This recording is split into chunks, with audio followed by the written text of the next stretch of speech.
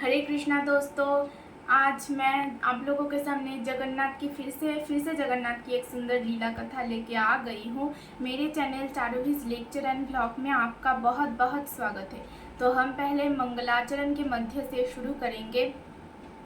ओम अज्ञानतिमिरन्धस्य ज्ञानाञ्जनशलाकया चक्षुरुन्मीलितं येन तस्मै श्रीगुरवे नमः।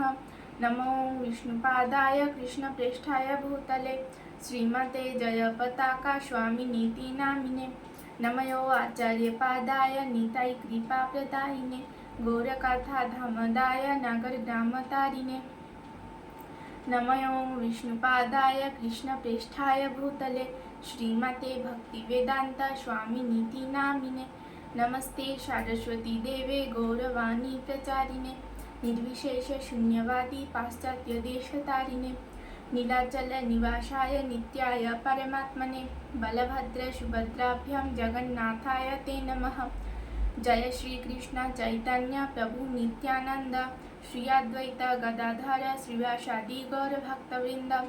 हरे कृष्णा कृष्णा कृष्णा हरे हरे, हरे राम राम राम हरे हरे। तो पहले मैं श्री जगन्नाथ और मेरे पति पावन गुरु महाराज से कृपा प्रार्थना करूंगी ताकि मैं जगन्नाथ की सुंदर लीला कथा को आप लोगों के सामने बहुत ही अच्छे से रख सकूं। तो ये हम जानते हैं कि इस्कॉन मायापुर के पास ही अवस्थित राजापुर में जो जगन्नाथ है वो पूरी धाम के जगन्नाथ से एकदम अभिन्न है। और राजापुर के जगन्नाथ की बहुत सी अलौकिक लीला कथाएं भी हम जानते हैं। ये लीला कथा उन लीला कथाओं में से ही एक है। साल 2000 के बाद की ये लीला कथा है एक मुसलमान लड़की की।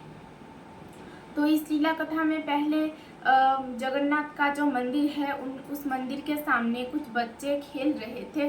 तो जब वो बच्चे खेल रहे थे तो उसमें से ही एक लड़की थी जो मुसलमान परिवार से बिलोंग करती थी। तो उस लड़की ने अचानक ही जगन्नाथ की ओर पैर दिखाना चालू किया। तो बाकी सारे बच्चे उत्तेजित होकर बोलने लगे कि ऐसे पैर मत दिखाओ, ये भगवान है। तो उस लड़की ने उन बच्चों की तो सुनी ही नहीं, ऊपर से ये कहने लगी कि ये भगवान है तो क्या हुआ, मैं इनको नहीं मानती। तो इस घटना के 2-3 दिन बाद इस घटना के उस लड़की के पैर में बहुत ही भयानक संक्रमण हुआ। उसके माँ बाप ने उस लड़की के माता पिता ने बहुत कोशिश की, बहुत डॉक्टर्स को दिखाया, बहुत कविराज को दिखाया कि उनके बेटी का पैर ठीक हो जाए, लेकिन वो संक्रमण ठीक तो हुआ ही नहीं। दिन ब दिन वो बढ़ते ही गया और उसका पूरा पैर संक्रमित हो गया।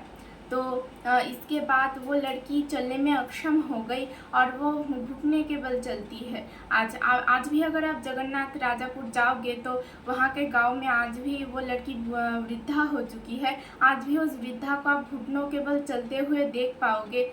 तो इसी लीला के अंदर से जगन्नाथ ने हमें समझाया है कि वो हमारे मध्य में हमेशा है। जगन्नाथ के जो शुद्ध भक्त है वो तो हमेशा ही ये समझते हैं, ये महसूस करते हैं कि जगन्नाथ हमारे अंदर हैं। लेकिन हम जैसे कलिबद्ध जीवों के लिए जगन्नाथ ये सब लीलाएं करते हैं। और इस लीला में से हमें ये शिक्षा मिलती है कि जो भगवान ने खुद ही कहा है कि वो जो डिवोटी नहीं है, जो भक्त नहीं है, उन लोगों के सामने काल रूप में आएंगे, और जो भक्त है उन लोगों के सामने द्विभुज मुरलीधर कृष्ण के रूप में आएंगे। तो आज ये लीला कथा यहीं पर ही ख़त्म होती है और आज जगन्नाथ की कृपा से मैं ये लीला कथा बोल पाई हूँ। तो ऐसे ही मैं भविष्य में भगवान गुरु महाराज से यही कृपा मांगूंगी कि यही आशीर्वाद मांगूंगी कि मैं भविष्य में आप लोगों के सामने ऐसे ही और भी बहुत सुंदर सुंदर जगन्नाथ की लीला कथाएं रख सकूं। हरे कृष्ण।